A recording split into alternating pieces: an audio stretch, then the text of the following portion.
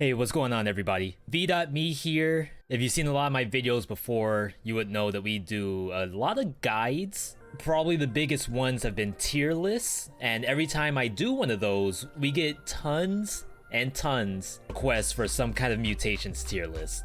Now, even though historically I've never wanted to do one of these because mutations almost always boil down to personal preference, I figured let's go ahead and do something for mutations.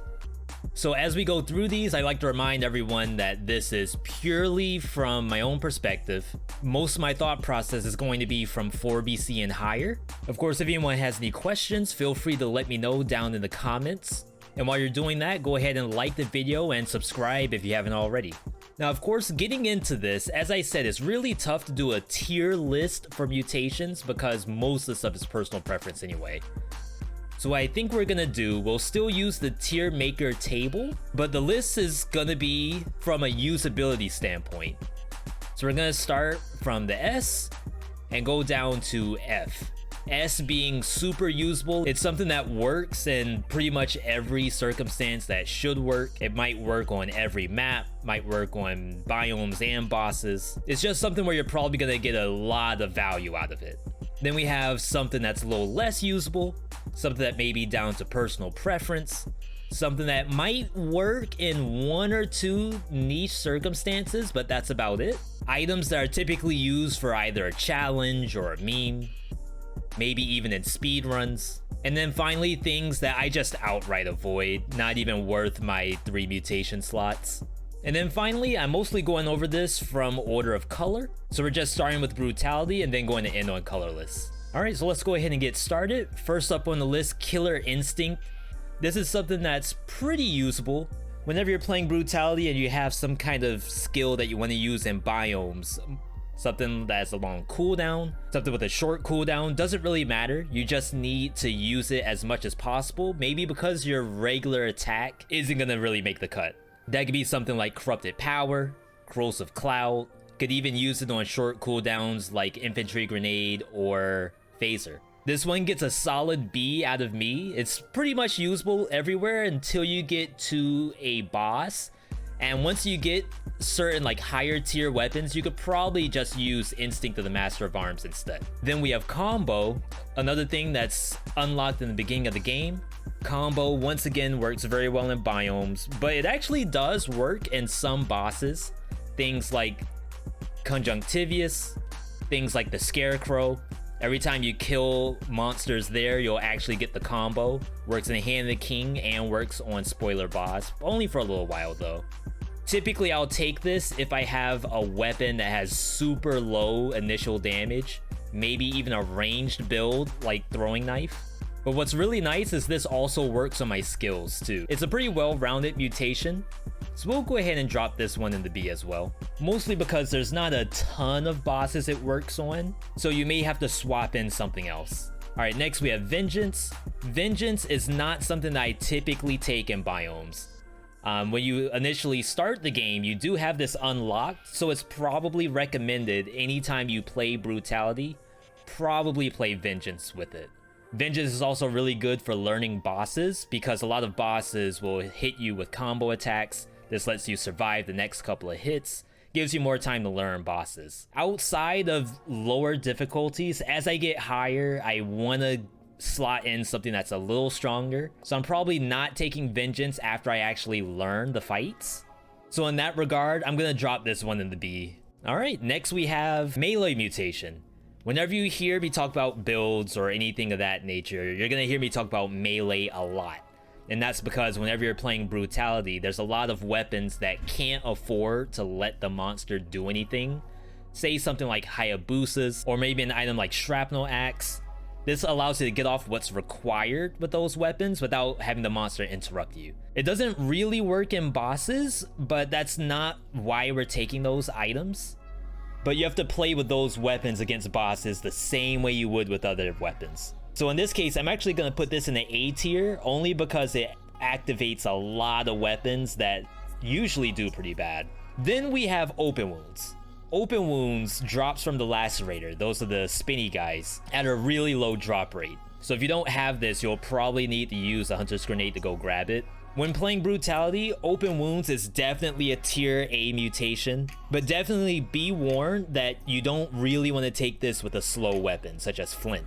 This works best with things like Hayabusa gauntlets, anything with a full combo to it, and works even better on items that have great attacks but low base damage or 0 crits. And of course, this also works on the top 3 build, Sadist Stiletto with Phaser. So this one's really strong. Definitely use it if you have items that work with it. Tainted Flask. Tainted Flask comes from Timekeeper after getting enough kills. It is not something that I take on a regular basis unless it's for a very specific reason, and that is to get my health flask back. Whenever I play Brutality, I always have to remember that using all of my health pots isn't a loss because Tainted Flask exists. I think that's enough to warrant it in the C slot. But on lower difficulties where your Brutality number won't get super high, it will take you quite a bit of elite kills to actually get 1 flask.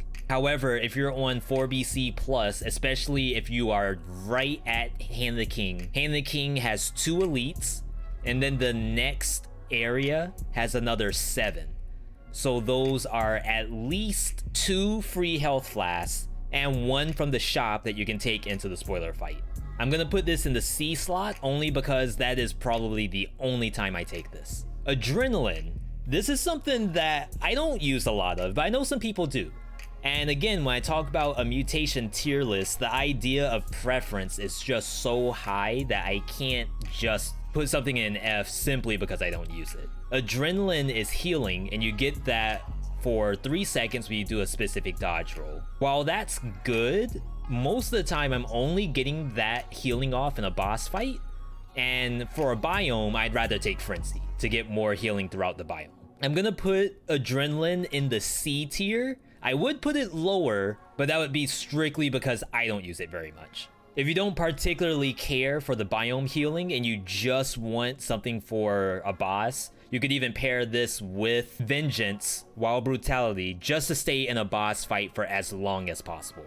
Frenzy. Now, Frenzy has received a number of nerfs over time, and the healing is pretty low at the start of the game. So you'll actually find that you'll heal single digits up until you get more and more Brutality. Even despite that, the kind of weapons that I like to use Frenzy with have fast attack speed, so I can get a decent amount of healing off one monster before I move on to the next. Through one biome, it could be enough to replace a croissant. It could be enough to heal me to half. It could be enough to stop me from using a health pot. So I'm actually going to put this in the B tier only because the value to me of clearing a biome without having to use a health pot is extremely high. But I also think it works better than Adrenaline in most of the cases I use it.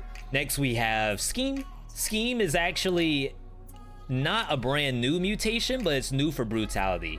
Brutality has some really fast cooldown skills. Things like Infantry Grenade, things like Phaser all work really well with Scheme. And the amount of damage that Scheme inflicts is a flat number. Flat numbers do really well in the beginning of the game, and as you get more and more cooldown reduction, Scheme looks better and better. Initiative is another mutation that is now Brutality when it used to be Tactics. We had to use Initiative in Tactics because a lot of those weapons have really low base damage, or sometimes it can't crit until you do other stuff. So the Initiative was there to solve a problem that melee Tactics just couldn't solve. Now that it is Brutality, I'm not quite sure if it's really needed in a world that both Scheme and Combo exists. I'm actually going to put this down into the C tier only because if I'm using Initiative in a biome, I could probably do the same with Combo, even though the base number might be a little higher on Initiative at the start of the game.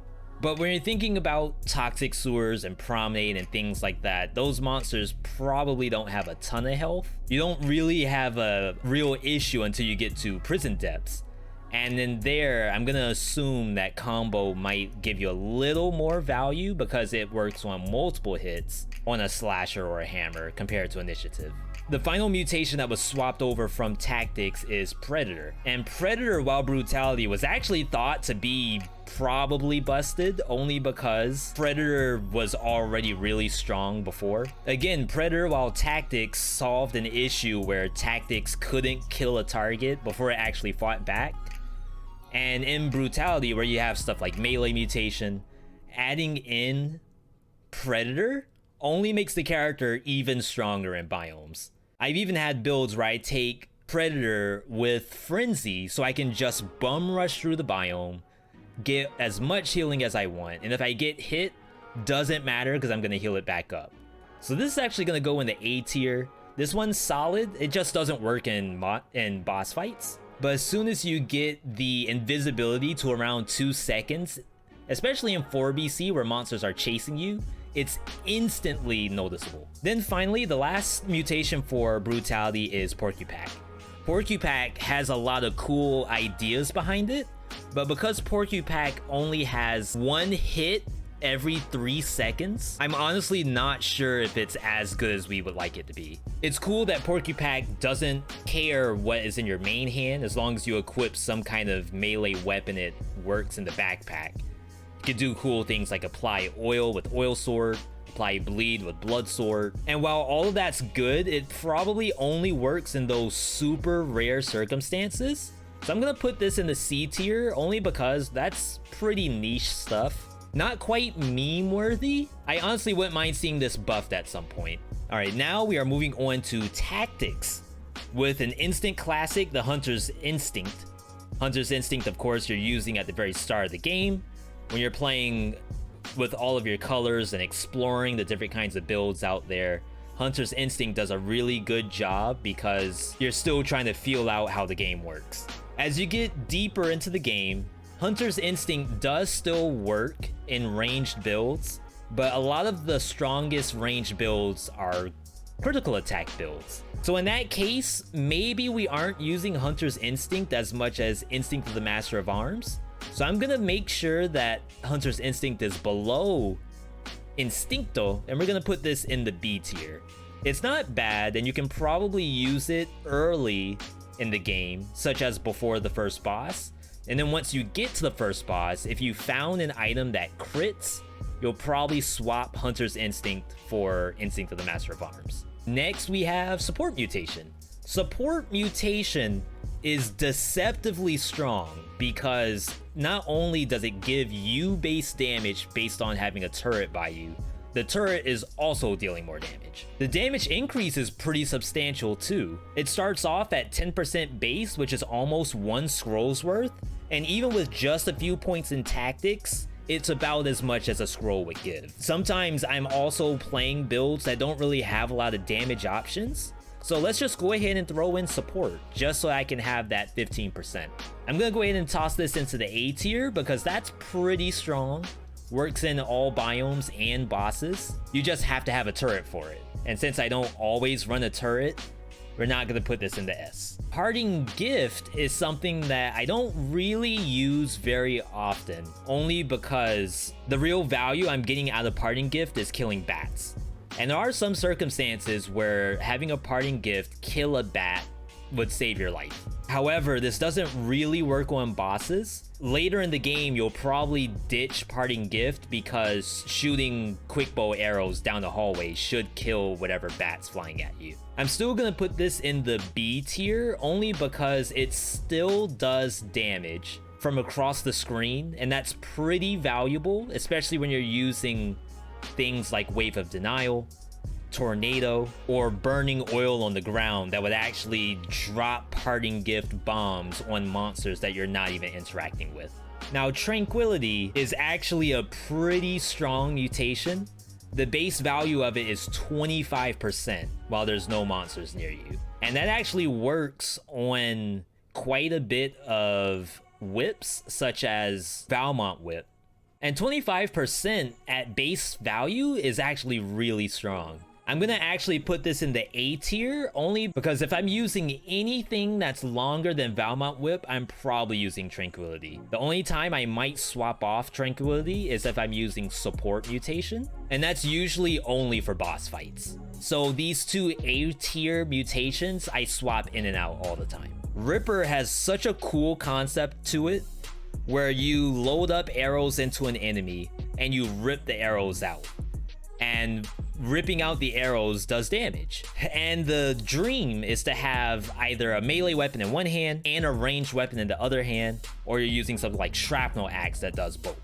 And while that's all pretty cool, I don't think that ripping out 3 arrows for 100 damage each is very strong. Maybe if the Ripper ripped out all the arrows at once and not just 3, then maybe that would be worth it. I'm not even sure if that's worth it to stop me from using Ammo Mutation, because there's a lot of skills right now that remove arrows from enemies. And we also have a new mutation that does bonus damage if there's arrows in enemies. So I don't think that there's really a need for Ripper right now. So I actually think we're gonna toss this into the D tier. All right, next is Ranger's Gear. This is pretty much the cousin to Scheme and activates the same way. As soon as you use a skill, your next range attack does bonus damage. Even though tactics skills often have decently long cooldowns, a lot of the tactics builds we're using have cooldown reduction built in, or we're using something like a turret that might only have an 8-second cooldown by itself.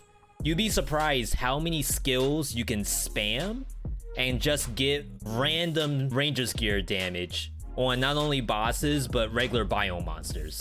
Even things like elites that you might be initially scared of, getting Ranger's Gear when you drop the wolf trap on it actually does a pretty nice amount of damage. This one's gonna go in the A tier as well. It probably works just as well as Scheme does. The only difference is we have some tactics builds that maybe don't want to be on top of monsters when you use Phaser, but you don't really have to use Phaser in order to use Ranger's Gear. I'd say experiment with this one a little bit.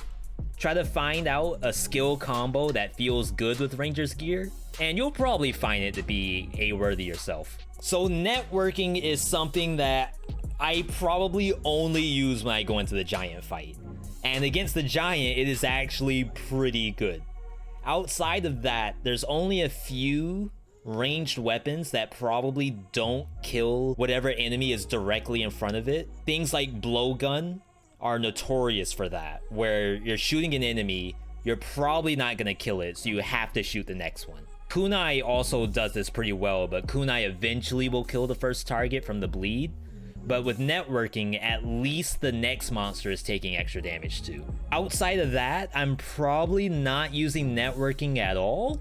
So I'm actually gonna put this in the D tier. While it's good, while it absolutely destroys the giant, it's really hard to activate reliably in a biome, unless the weapon by itself already struggles when killing a monster. Crow's Feet is actually one of my favorite mutations. It gives a nice amount of crowd control that works at all stages of the game. It does deal damage, but whenever I take Crow's Feet, I don't really think about the damage.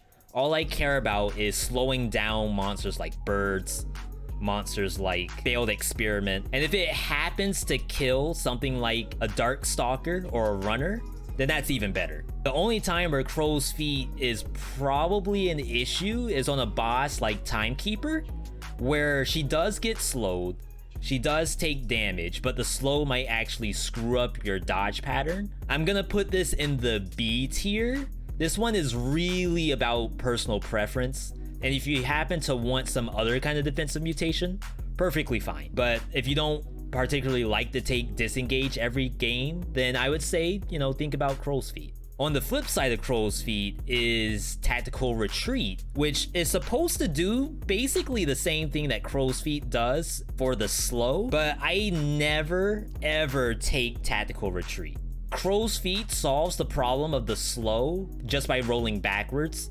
Tactical is cool because you're supposed to roll into the monster, and whenever a monster is past it, it's going to be slowed as well as the first one. but I could just roll backwards away from both the monsters anyway. Crow's Feet also does damage that Tactical does not, but maybe that's not a real defining factor.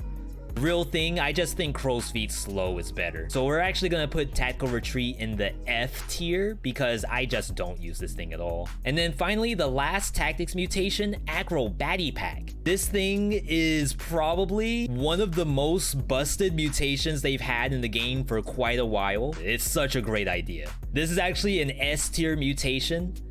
If you're using any kind of ranged build, even if it's not a ranged build and it's a dual bound build, think something like Ice Shards plus Flawless, you could probably put something in the backpack. Even though the damage is based off your tactics slot, it doesn't really matter because most of the ranged weapons have utility to it. Either it's poison, bleeding, fire, etc. I don't take this with every single range build simply because I don't like to do everything the same, but this has to be in the S tier because the usability is just ginormous. All right, now we have the survival mutations, starting off with Soldier Resistance. And Soldier Resistance is supposed to be the answer to the nerfs to Survival's health bar.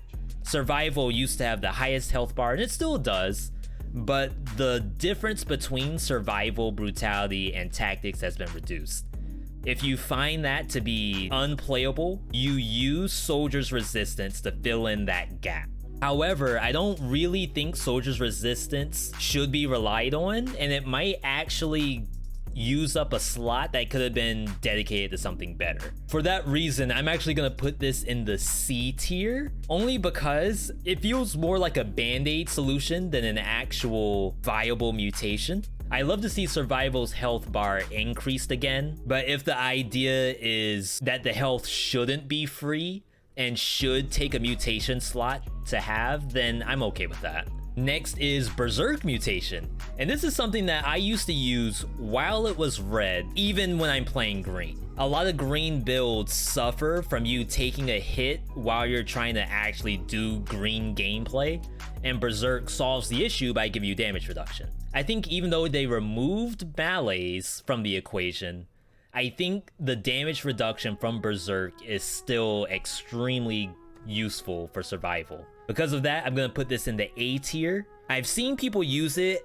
in brutality as well because you get 10% damage reduction, which isn't nothing, and the number will increase throughout the game, but you'll often see me taking this whenever I play survival. You just have to swap it off for the boss because it's not useful there. Blind Faith has a base cooldown value of 2.5. That means no matter what color you have, if you're running a shield and you do a parry, your cooldown has the 2.5 reduced, which is a ginormous number. If you're actually playing survival, it drops your cooldown by 5. So 2 parries on a boss would reduce your giant whistle down by half. I think this is actually an S tier mutation, super usable. Honestly, if you're running a shield, you could probably run Blind Faith. If you're fighting a boss and you have a shield, you could definitely swap off your combo or your initiative or your predator and use Blind Faith instead so you can do more knife dances or more corrupted powers. Counterattack, which is the next in the multiple shield mutations we have, is something that I wasn't really using a lot of until a specific viewer build had me use it. We also have the brand new Fatal Falls weapon, the Iron Staff, and that works really well with counterattack because after you do the parry, you have this huge smack coming out later. But one thing I didn't know is that counterattack also works with Thunder Shield. So it adds on that damage to whatever your aura is. And I'm sure it probably works with things like Punishment as well. I'm actually going to put this in the C tier. I think it could be a little higher, but because Spite exists, it's probably down to preference. And I don't really have a measurement on when counterattack is guaranteed to do better than Spite would. The next in the shield mutations is What Doesn't Kill Me. What Doesn't Kill Me gives you a heal on the first parry for each monster. As you start to learn how to do parries more and more, you'll actually find that What Doesn't Kill Me will get you back a lot of health in one biome. If you think about it this way, 10 parries will get you 10%. At maximum value, it's 30% off 10 monsters, which is more than a single croissant gives. This could actually replace Gastro, but because Gastro works in every color, I don't think I can have what doesn't kill me any higher than a B. But one of my favorite things to do with this is with Iron Staff, because every time I screw up the Iron Staff parry, the next monsters I do get heals me back to full. Speaking of healing, we do have Necromancy. Necromancy definitely used to be an S tier mutation because healing back up to 100% for almost no work was extremely good. But what they did, they actually nerfed Necromancy so it only heals you up to 50%. In the early stages of the game, that's still incredible. Any amount of healing that you can get up to 4 BC is probably useful, but once you get to 4 BC, being below half or at half can be kind of dangerous. So I'm actually going to put Necromancy in the D tier. It does work decently well, but I don't think getting only to 50% is worth losing a mutation slot. At this point, I think I'd almost rather use What Doesn't Kill Me to heal over that if I'm playing survival.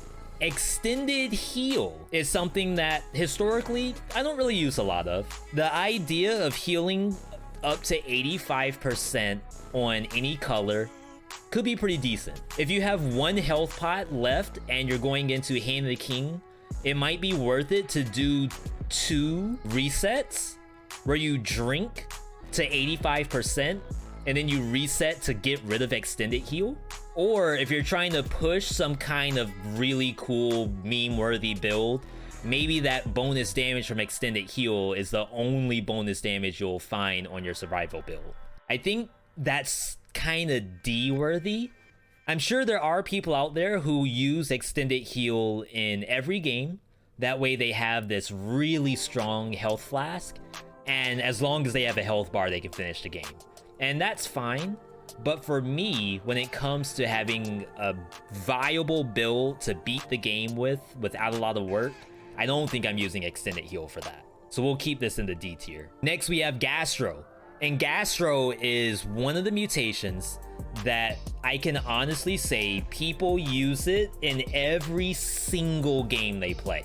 That alone, even if it's not me who's doing that, I think is worthy of an S. Gastro gives you double the healing, so that means a croissant heals you by 30% and a full loaf of bread heals you for 100%.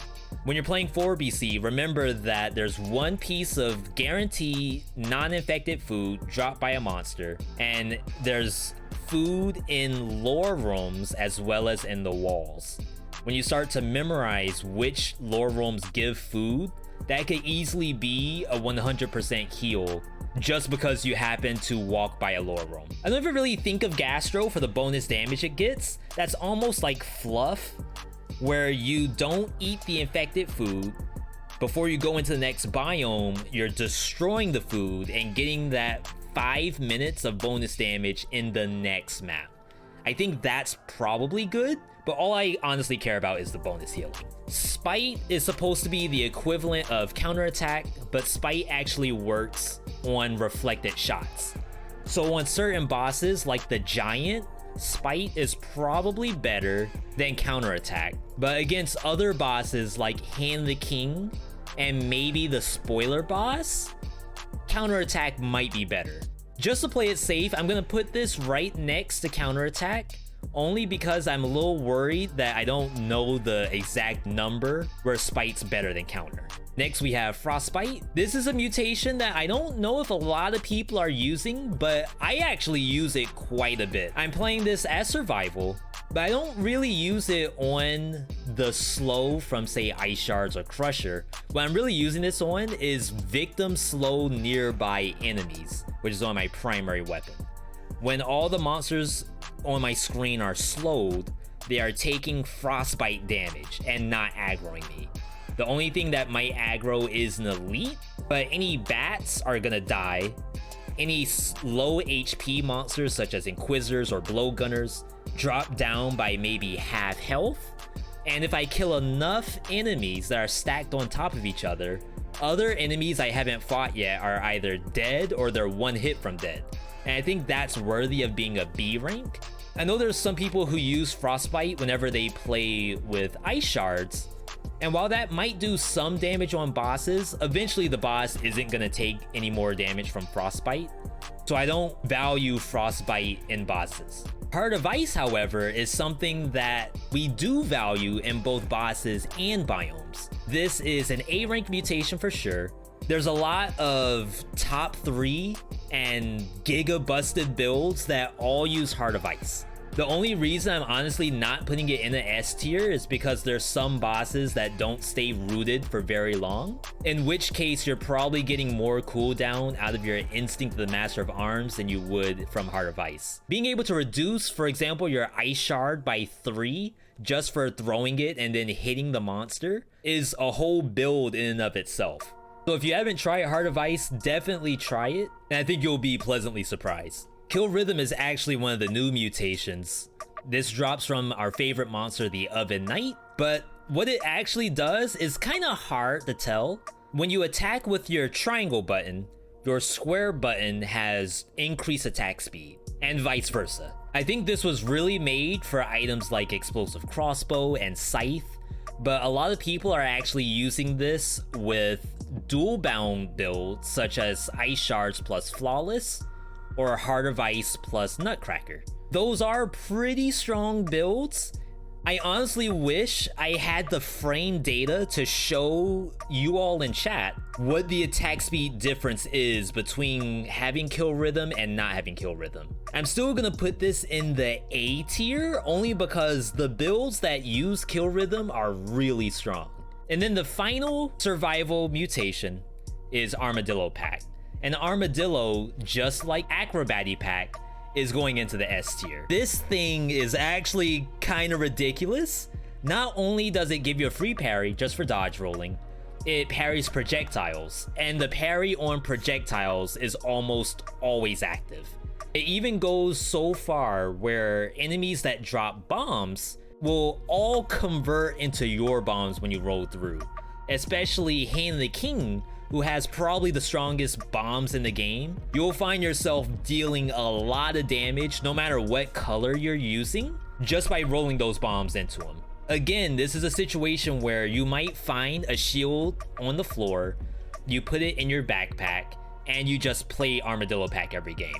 You might not even find the shield, you might just buy one, and then you run Armadillo Pack no matter what. So this is definitely an S. I don't use it every game, but I know people who do, and they do it for very good reason. All right, now we have the colorless mutations. Starting with Instinct of the Master of Arms, this is basically the premier cooldown skill because it's going to be working in both biomes and bosses once you get a certain scroll count. This is especially useful in 4BC plus because the scroll count is so much higher.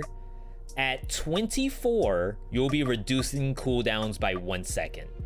At that point, I would probably get rid of Hunter's Instinct and get rid of Killer Instinct just so I can run this thing instead, assuming I'm critting. I'm gonna put this in the A tier because a lot of builds rely on this to take build to the next level. Ammo mutation. And I don't use ammo very often, and that's because there are a lot of skills that will actually get you your ammo back, and you can parry to get your ammo back as well. But on the new patch, and with Fatal Falls bringing in things like Lantern, there are new builds that do very, very well when you use ammo. So in that regard, we're actually gonna put ammo mutation in a B tier, assuming you're using that other stuff. If you're not using the other stuff, you could just use ammo as personal preference.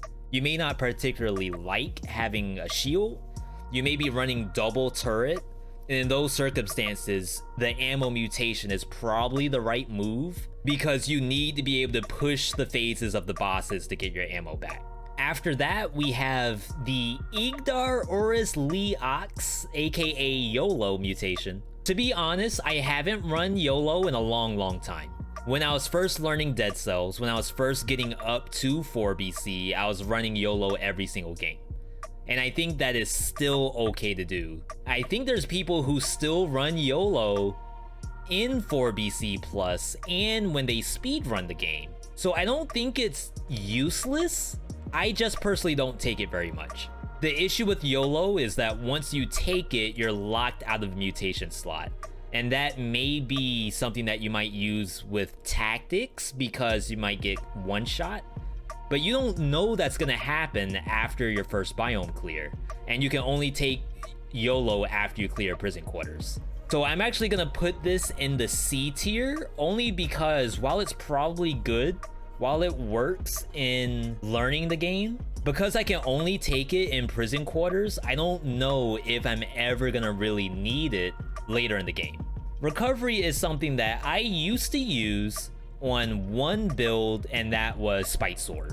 Outside of Spite Sword, even though getting that yellow health bar back is pretty good, I don't know if the monster density is enough for you to do that. What happens to me 90% of the time is I get hit, I hit the monster that hit me, I get some of the health back, but now I need to get to the next monster to get the rest of my health back. And at that time, I've probably already lost the value of the recovery. So to me, that's not particularly valuable. The only time it is when I'm running Spite Sword. So I'm actually gonna put this in the D tier because that might be meme worthy. Worst case scenario, it's super niche.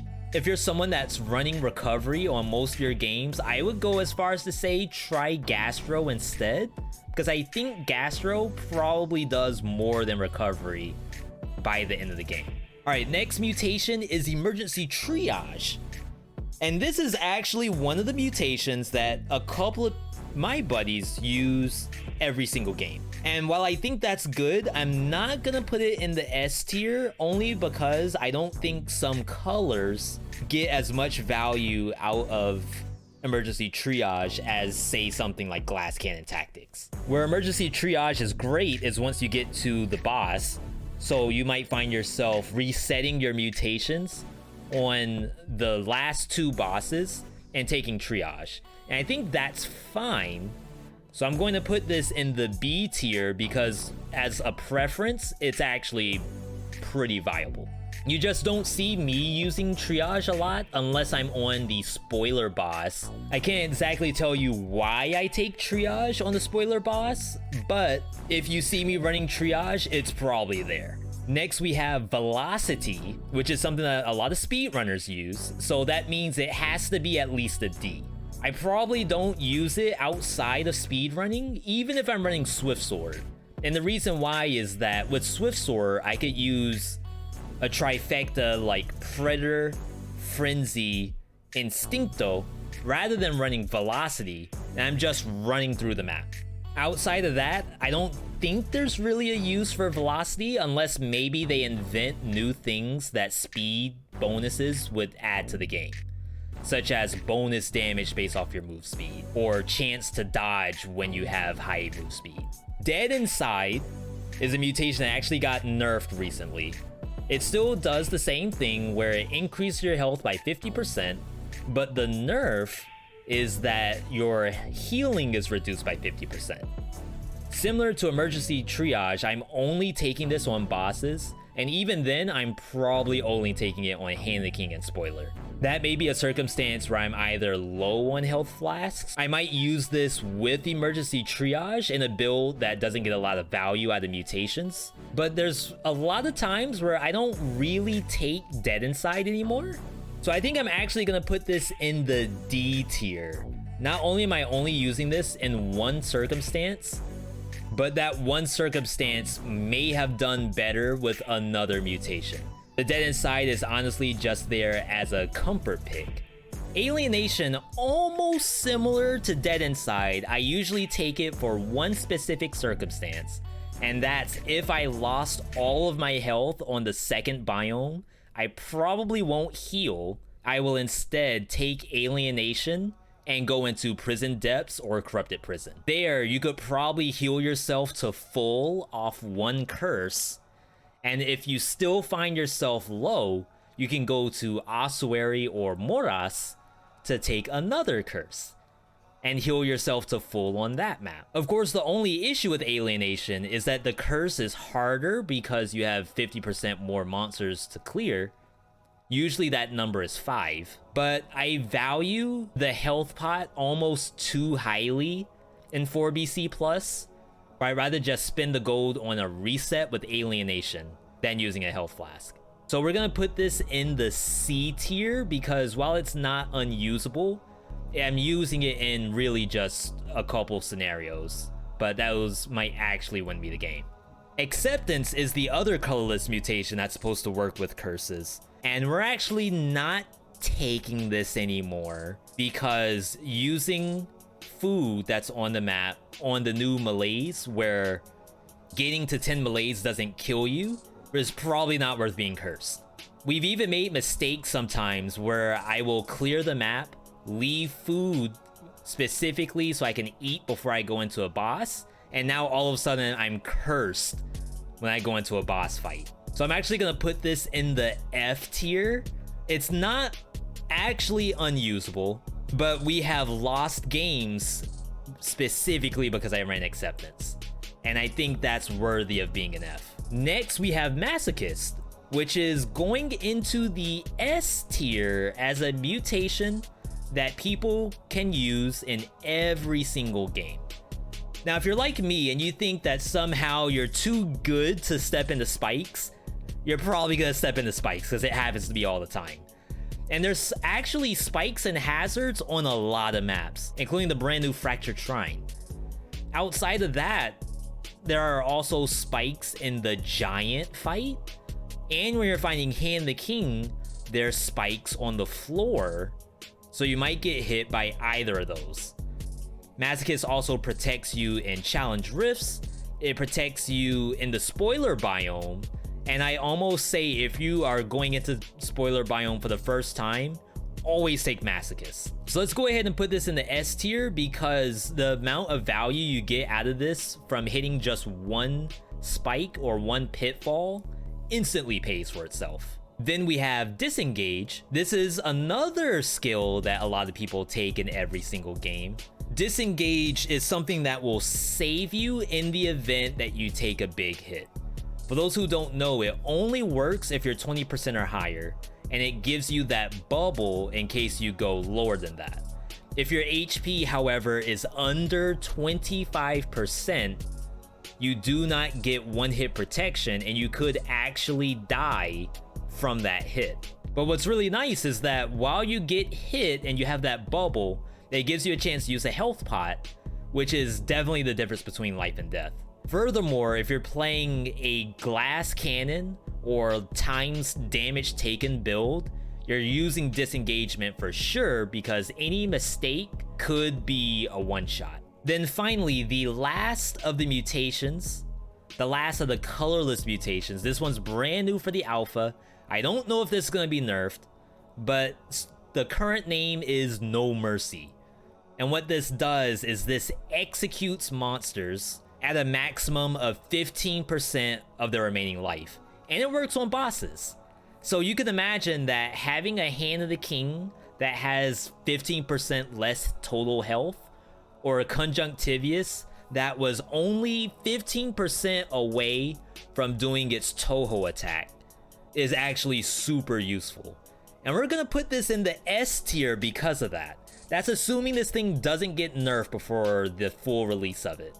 If it doesn't, I would say you can probably use this on any dot build like Alchemic Carbine, or bleed spread with Blood Sword, any multi-shot attacks such as Repeater Crossbow or Quick Bow, and honestly, big hitters where you find yourself not one-tapping monsters might kill them if they just had Execute. The next tactics mutation we have is actually brand new for patch 2.3, and that's Barb Tips.